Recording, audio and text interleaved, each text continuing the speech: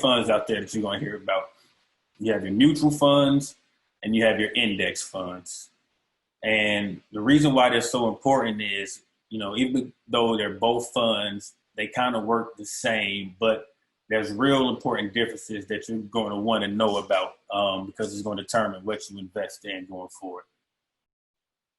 So the three main differences you should know between them. One is the management style of them, as in, how are these funds run?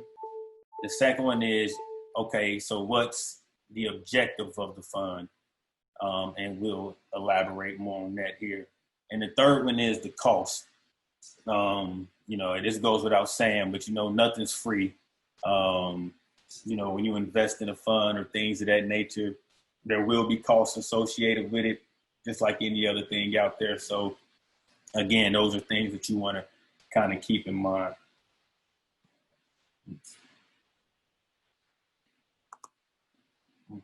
So to begin, remember, with a fund, it's a bunch of different types of investments. Again, you have stocks, you have your bonds, you have, real estate, you have cash, you have all these different types of investments that are put together in one fund.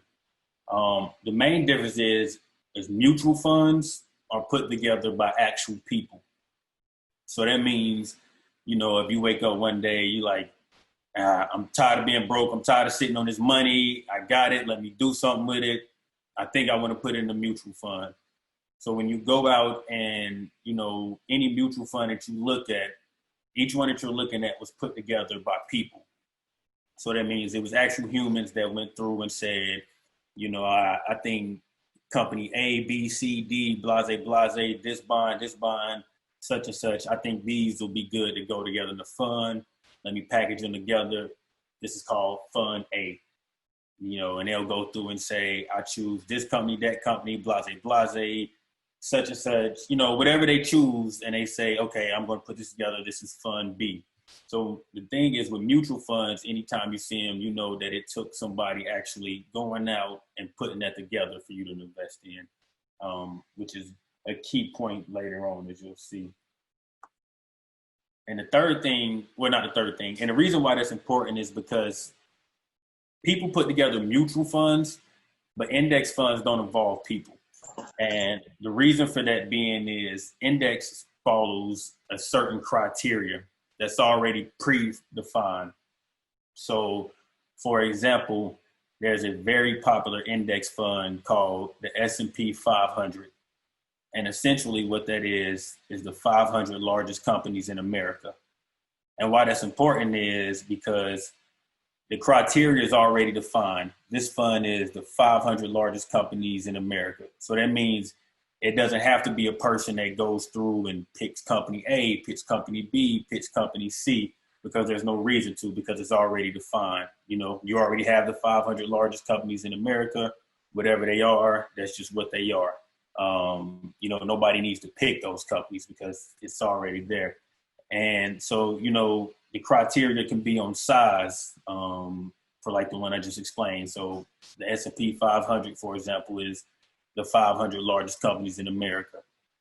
Or you can do, only small businesses or only medium-sized businesses. Or you can, they may put the fund together by industry. So it could be, you can invest in a fund that only has agriculture companies in it, or a fund that only has tech companies in it, or a fund that only has retail companies in it, or the criteria at this point, it varies widely.